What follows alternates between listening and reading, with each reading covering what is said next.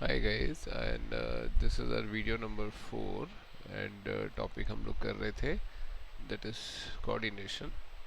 So today's topic is importance of coordination. तो coordination के क्या फ़ायदे हैं? तो फर्स्ट पॉइंट है ग्रोथ एंड साइज. होता क्या है कि जब आप अकेले काम कर रहे हैं तो ठीक है, you could manage your things your own. आपको पता है आपको क्या करना है, किस वक्त क्या करना है. लेकिन जब आप लोगों के साथ जुड़ते हैं, वो अलग अलग ज़रूरतों के साथ आपके साथ ऐड ऑन होते हैं, तो उसमें होता क्या है कि क्लैश ऑफ इंटरेस्ट रहता है सम टाइम. और आपको उनकी ड्यूटीज़ उनको डिवाइड करनी नेसेसरी है, क्योंकि वो सब लोग अपने अपने गोल्स को लेके आपके साथ ज्वाइन हुए हैं. हो सकता है एस्ट्रोलॉजिकल आपके साथ मैच ना कर रहे हो सकता है उनके पॉइंट्स मैच ना कर रहे हो. तो अगर आपने उनसे एफिशिएंसी निकलवानी है, काम निकलवाना है, तो आपकी उनकी एक्टिविटीज़ को कोऑर्डिनेट करना पड़ेगा, मतलब तालमेल बैठाना पड़ेगा. या तो आपको, जैसे अगर आप किसी ऑफिस में काम के लिए जा रहे हैं, या तो आप खुद एडजस्ट होते हैं, या सिस्टम में आप काम करने जा रहे हैं किसी, तो या उनको आपके साथ एडजस्टमेंट करनी पड़ती है. तो that's a growth and size. If the company is getting bigger, तो बहुत ज़्यादा ज़रूरी है कोऑर्डिनेशन संभालने की. एक बहुत टाइम पहले की बात है, एक स्टोर खुला था और उनका काम था वो सब्जियां बेचने का, सब फूल फल फ्रूट इन सब्जी. बिजनेस ने बहुत अच्छा पिकअप पकड़ा. ये मतलब बिग बाज़ार और उससे पहले की बात है. तो बिजनेस ने बहुत अच्छा पिकअप पकड़ा, बट दिक्कत कहाँ आ गई कि जो उनका वेयर हाउस से लेके शॉप तक जो सामान डिलीवरी वाला जो सिस्टम था, वो वहाँ फेल हो रहे थे, कोऑर्डिनेट नहीं कर पा रहे थे. मतलब हर हर एक स्टोर पे सामान टाइम से नहीं जा रहा था, सब्जियां पुरानी और ख़राब हो रही थी, और क्लाइंट को मज़ा नहीं आ रहा था आपसे परचेज़ करने में. तो जब बिज़नेस बड़ा होता है, छोटी एक दुकान है, ठीक है भाई, सामान डाला, आप बैठे हैं, आप चेक कर रहे हैं. बट अगर आप उसको ग्रो करने की सोच रहे हैं, बड़ा बिज़नेस करने की सोच रहे हैं, तो आपको तालमेल बैठाना पड़ेगा. ये ठीक वही बात हो गई कि जैसे सड़क पे आप अकेले हैं जो गाड़ी चला रहे हैं, तो ठीक है, आप चला लोगे स्पीड पे, स्लो, इधर उधर घुमा ली, कट मार लिया, ओके है. बट जब आप सड़क पर है और हज़ारों गाड़ियां आपके साथ चल रही हैं, तो आप ऐसे ही नहीं कट मार मुर के जा सकते.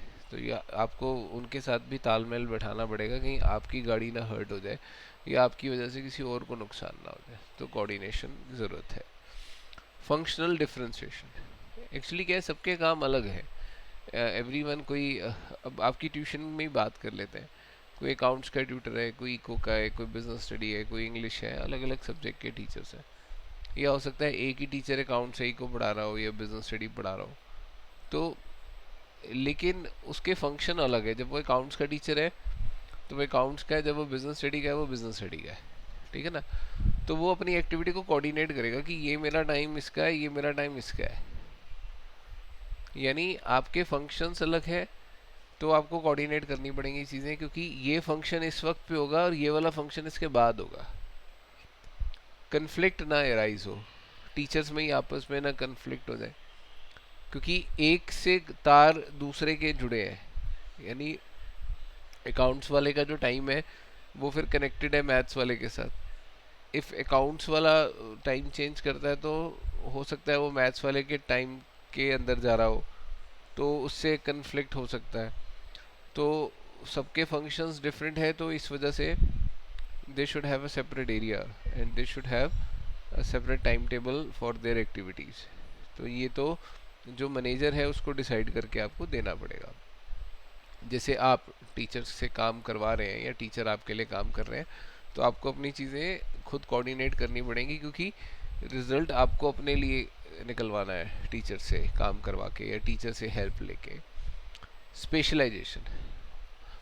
अब मॉडर्न टाइम में क्या होता है कि हर कोई स्पेशलिस्ट होता है. जैसे मान लो कि कोई अकाउंट्स का ट्यूटर है, उसे थोड़ी बहुत बिजनेस स्टडी की समझ है, और एक बिजनेस स्टडी का टीचर, उसे थोड़ी बहुत अकाउंट्स की समझ है. तो जब दोनों सामने बैठे होंगे ना, तो अपनी स्पेशलाइजेशन को प्रूफ करने के लिए एक दूसरे को नीचा दिखाने की कोशिश करेंगे. जी मैं अच्छा हूँ, मेरे में ज़्यादा स्पेशलाइजेशन है। ऐसा होता है ना, कई बार हम कहते हैं कि ये बच्चा बड़ा प्यारा है, ये बड़ा ढंग से काम कर लेता है, तो फटाक से जो दूसरा बच्चा है वो कहता है सर मैं भी तो करता हूँ काम वो। तो यहाँ पे टीचर को लगता है कि नहीं यार कन्फ्लिक्ट ना हो जाए, तो बेटा नहीं, दोनों अच्छे हो, ऐसे नहीं है कि दोनों खराब हो। तो modern business is very complex, तो दो स्पेशलिस्ट अगर एक जगह पे बैठे होंगे ना तो कन्फ्लिक्ट होगा होगा, कन्फ्लिक्ट होगा, और कन्फ्लिक्ट होगा तो वो प्रॉब्लम खड़ी होगी। जैसे मान लेते हैं, हमारी पॉलिटिक्स में बात कर लेते हैं, हमारे नरेंद्र मोदी जी जो हमारे प्रधानमंत्री हैं, और हमारे दिल्ली के चीफ मिनिस्टर जी जो हमारे दिल्ली के चीफ मिनिस्टर अरविंद केजरीवाल जी, ठीक है। तो दोनों को लगता है कि दोनों अपने हिसाब से सही कर रहे हैं काम, हो सकता है दोनों अपने अपने हिसाब से सही कर रहे होंगे काम, बट दोनों जब एक जगह आके एक ही पॉइंट पर आके अपनी अपनी बात रखते हैं तो दोनों में कन्फ्लिक्ट अराइज होता है। तो स्पेशलाइजेशन है दोनों का, तो दोनों को सेपरेट एरिया दे दो, भाई आप इधर काम करो, आप इधर काम करो, दोनों स्पेशलिस्ट हैं, कर लेंगे ना काम अपने हिसाब से। तो दे बोथ आर स्पेशलिस्ट। अब जैसे कोई एक फिजिशियन है, कोई दूसरा फिजिशियन है, दोनों फिजिशियन एक जो डिजीज़ है उसको डिफरेंट तरीके से डायग्नोस करते हैं। अब दोनों फिजिशियन को जब सामने बिठा देते हो तो जो उनकी मेडिसिन प्रिस्क्रिप्शन होती हैं वो डिफरेंट हो सकती हैं। तो इसलिए तो कोशिश करते हो ना आपकी एक ही डॉक्टर रखो, when you will consult with two और मोर डॉक्टर तो आप खुद ही कंफ्यूज हो जाओगे। तो दैट इज स्पेशलाइजेशन। तो एक तालमेल बैठा के रखो चीज़ों के साथ ना, कि अगर आप दूसरे डॉक्टर से सलाह ले रहे हो तो दूसरे डॉक्टर की बात पहले डॉक्टर तक मत पहुंचाओ, या पहले डॉक्टर वाली सलाह दूसरे डॉक्टर तक मत पहुंचाओ। तो वो थोड़ा सा आपको पता ही है कि फिर वो उनके जो ईगो वाली बात होती है वो हर्ट हो सकती है। तो दैट इज स्पेशलाइजेशन। तो थोड़ा तालमेल बिठा के रखना पड़ेगा आपको अपनी चीज़ों के अंदर। Okay, so this was the coordination. Coordination एक बहुत इंपॉर्टेंट टॉपिक है, तो इसको करना। बीच में हम किस चीज़ें छोड़ कर आए थे, और आर्ट साइंस मैनेजमेंट के लिए आई will make the 5th lecture. तबीयत थोड़ी सी ऐसे ही चल रही है, मौसम भी ख़राब है, so I will make a small video जो आज का टॉपिक है, ठीक है, ताकि कंटेंट्स चलते रहें आप लोगों के साथ।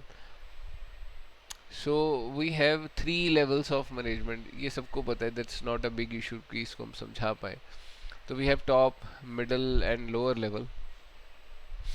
टॉप लेवल मतलब वो जो एग्जीक्यूटिव पोस्ट पर होता है, एंड कोई चेयरमैन हो गया, कोई चीफ एग्जीक्यूटिव ऑफिसर हो गया, मतलब आप देख जाओगे कि he is having the highest authority in the company, and वो कंपनी के वेल, जैसे हमारे प्रधानमंत्री जी ले लो तो he is the top management, ठीक है ना, and he is responsible for the welfare of the whole organization. Whole organization मतलब होल कंट्री। वो बाहर जाते हैं, अलग अलग कंट्री से जाके डील करते हैं, कॉन्ट्रैक्ट करते हैं, अपने रिलेशनशिप बनाते हैं, so that the organization, that means country को बेनिफिट हो। तो the top management is responsible for the welfare of the country, ठीक है। उसका मेन काम होता है ऑर्गेनाइजेशन मस्ट सर्वाइव, स्ट्रेटजीज बनाते हैं प्रॉफिट गोल अचीव करने के लिए। That's a top management, that's on paper work, they will discuss the thing. उसके बाद आता है मिडल लेवल। मिडल लेवल हो गए जो आपके स्टेट्स के हेड हो गए, या बाकी डिपार्टमेंट्स के हेड हो गए, जैसे रेल मंत्रालय हो गया, या फिनेंस डिपार्टमेंट हो गया, मिनिस्ट्री ऑफ फिनेंस हो गया, मिनिस्ट्री ऑफ एक्सटर्नल अफेयर हो गया। तो they are the middle level manager, you could say. या अगर हम कंपनी में बात करें, जो प्रोडक्शन का हेड है वो मिडल लेवल है, फिनेंस का हेड है वो मिडल लेवल है। मतलब इनके पास एक पर्टिकुलर डिपार्टमेंट्स हैं जिस पे ये अपना काम कर रहे हैं। तो इस ये लोग जो टॉप मैनेजमेंट से जो काम आता है उसको आगे फॉर्मुलेट करना या उसको बनाना या आगे भेजने में हेल्प करते हैं। मतलब टॉप मैनेजमेंट का काम क्या है, आप एक रूम में बैठे, डिस्कस करी चीज़ें, दिमाग लगाया, और वो चीज़ लेआउट करके दे दी मिडल लेवल को कि भैया अब इसे आगे आप एग्जीक्यूट करो, ठीक है। तो एग्जीक्यूशन का काम मिडल लेवल का है, और लोअर लेवल तक पहुंचाने का काम भी मिडल लेवल का है। So next, supervisory level. ये वो लोग होते हैं जो ऑन ग्राउंड पे काम करते हैं। ऑन ग्राउंड जैसे कंपनी में बात करें तो जो सुपरवाइज़र होगा फैक्ट्री का, जो सीधा वर्करों से लिंक रखता है, या लेबर यूनियन का कोई हेड हो गया, तो he is directly dealing with the worker. तो वो जो टॉप मैनेजमेंट और मिडल लेवल से जो काम आए हैं उसके बाद वो सीधा आगे जो लोअर वर्कर्स हैं उन तक फॉरवर्ड करेगा एंड उनसे काम करवाएगा। जैसे अगर मैं एक जिम में बात करूं,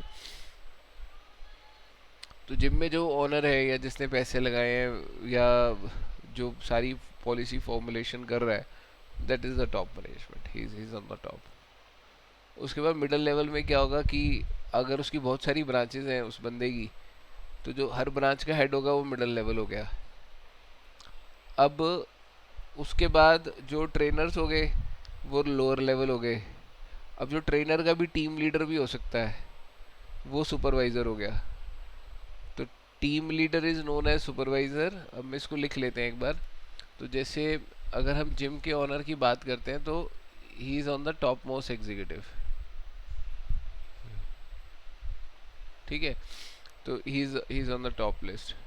उसके बाद जो अलग अलग जिम जो बने हुए हैं उनके जो मैनेजर होंगे, तो दे आर मिडल लेवल। और मैनेजर के नीचे एक हेड ट्रेनर होगा, ऐसा कह सकते हैं। तो this is lower level manager and इसके नीचे ट्रेनर होंगे, so they are known as workers, you could say like this. So काम क्या होता है, मतलब अगर लोअर लेवल को कोई इशू है तो वो सीधा अपने टीम लीडर से कहता है जी मेरे को सर ये प्रॉब्लम है, आप ये बात आगे तक पहुंचा दो, ठीक है। ये पॉइंट हो गया। अच्छा, स्कूल में बात करते हैं। अगर मान लो स्कूल है, एक बड़ा बंदा ट्रस्टीज जो उसके ऑनर है, they are the top management. उसके बाद स्कूल का जो प्रिंसिपल हो जाता है, अलग अलग स्कूल हैं तो principal is known as middle level.